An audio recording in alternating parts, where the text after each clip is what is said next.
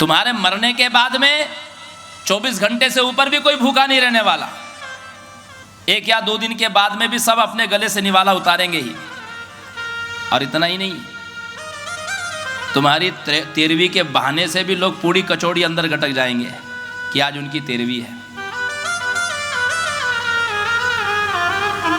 संसार आपको इतना बेवकूफ बनाने वाला है, इतना मूर्ख बनाने वाला है।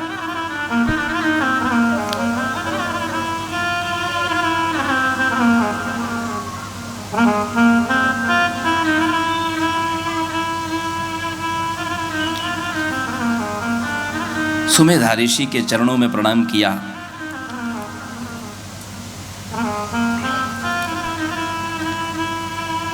सुमेधा ऋषि कहते हैं, शृणु राजं प्रवक्ष्यामि कारणं बन्धमोक्षयोः महामायेति विख्याता सर्वेषां प्राणिनामिह ब्रह्मा विष्णु तथेशान तुराषाढवर्णो नीलः सर्वे देवा मनुष्याश्च गन्धर्वो रगराक्षसाः वृक्षाश्च विविधा बल्याः पशवो मृगपक्षिणः मायाधीनाश्च ते सर्वे भाजनं बन्धमोक्षयोः। हे राजन, बंधन और मोक्ष दोनों का कारण महामाया है।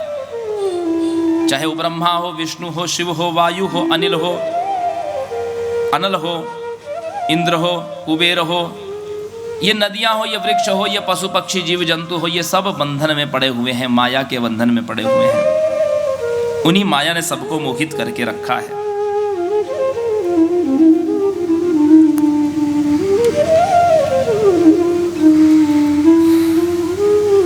वो महामाया का स्वरूप क्या है? बोले वो दोनों प्रकार से भाषित होती है, निर्गुण रूप में भी और सगुण रूप में भी। निर्गुण रूप से इस संसार का कारण है, ज्ञान स्वरूप है वो महामाया। मीयते अनया इति माया।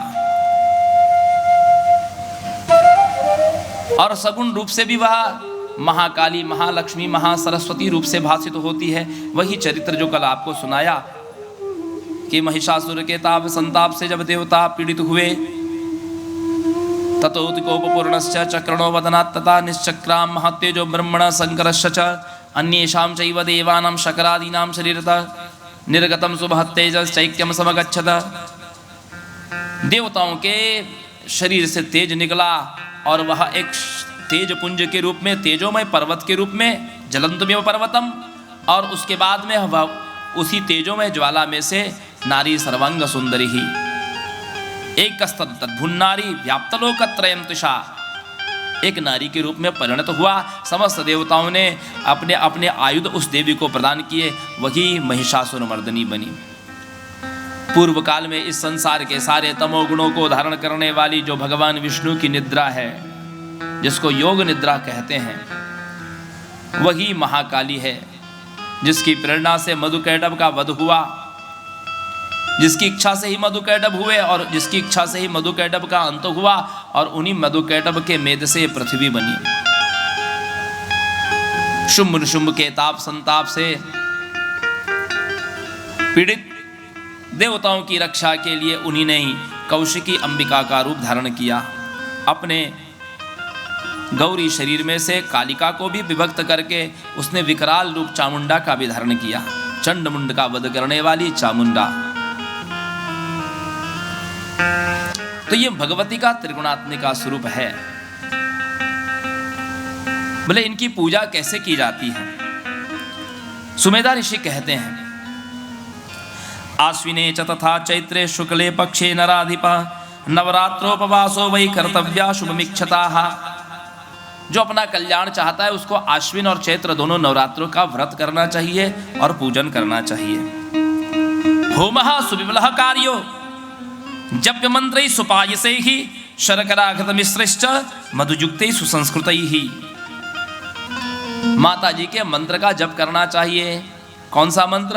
ओम ऐं ह्रीं क्लीं चामुंडायै विच्चे।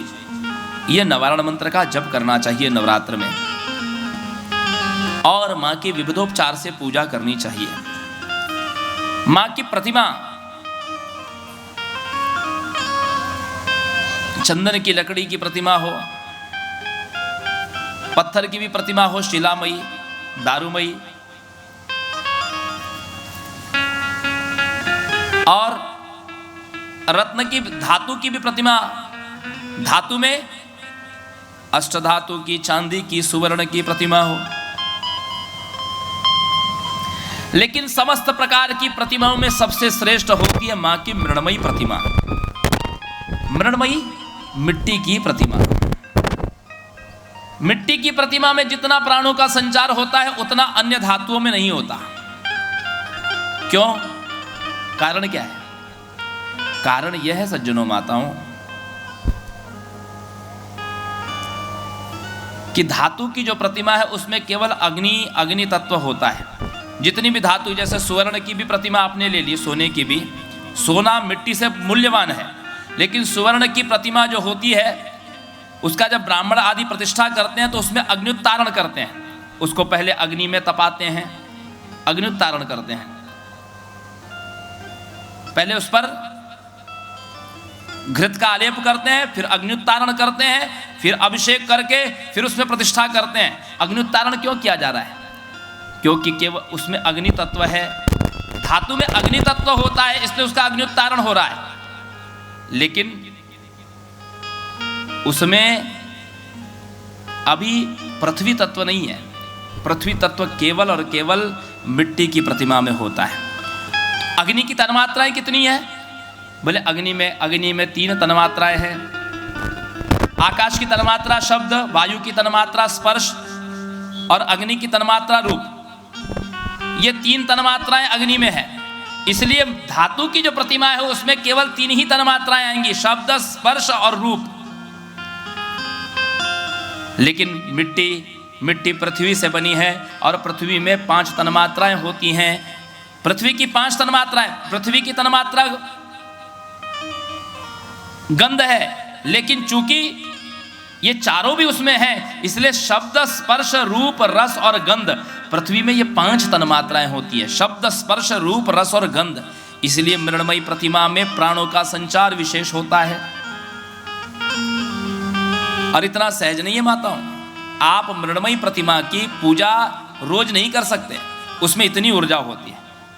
नवरात्रि के 9-10 दिन, गणपति के 9-10 दिन, इतना ही आप मिट्टी की उपासना कर सकते हैं, मिट्टी की प्रतिमा की। साल भर मिट्टी की प्रतिमा की यदि आप उपासना कर ले तो आपके घर की काया पलट हो जाएगी, आपका जीवन बदल जाएगा। लेकिन उस ऊर्जा को आप संभाल पाएंगे कि नहीं, इसमें संशय है। और जो मृण्मयी प्रतिमा की, जो मिट्टी की प्रतिमा की जो ऊर्जा होगी, उसको आप संभाल पाएंगे कि नहीं, इसमें संशय है। 9-10 दिन तो खूब उत्सव के रूप में निकल जाते, पता नहीं चलता। लेकिन यदि उसको उसी प्रकार से 360 दिन करना हो तब उसमें त्रुटियां संभव है, उसमें त्रुटियां संभव है।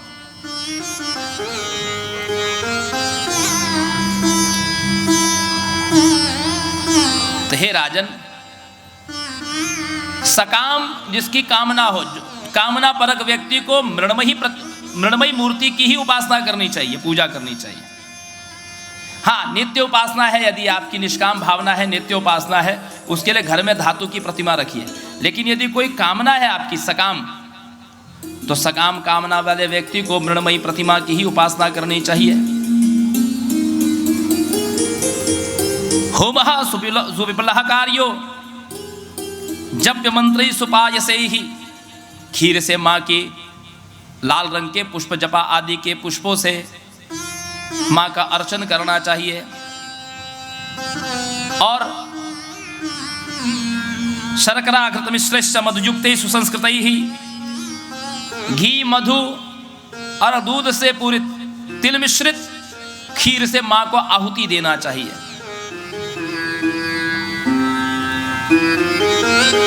छागमांसेन वा कार्यो बिल्लपत्रैस्तथा शुभै हयारुकुसुमै रक्तैस्तिलैर्वा शर्करायुतैः। लाल कनेर के फूल से और बिल्व पत्रों से माँ का अर्चन भी करना चाहिए, होम भी करना चाहिए।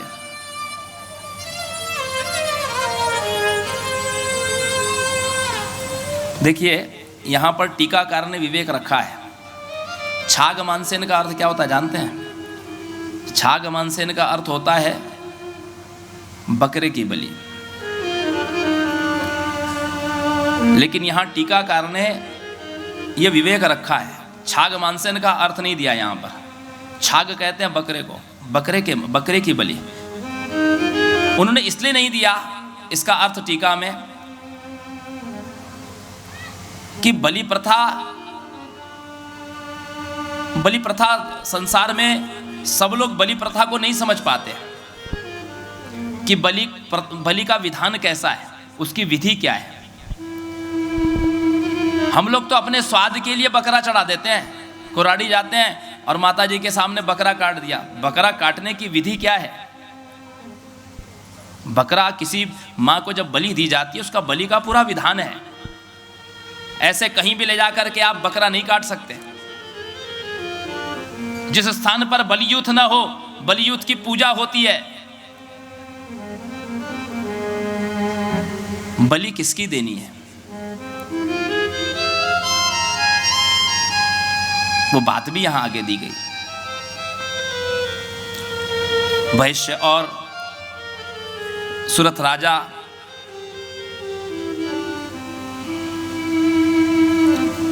को सुमेधा ऋषि उपदेश कर रही हैं।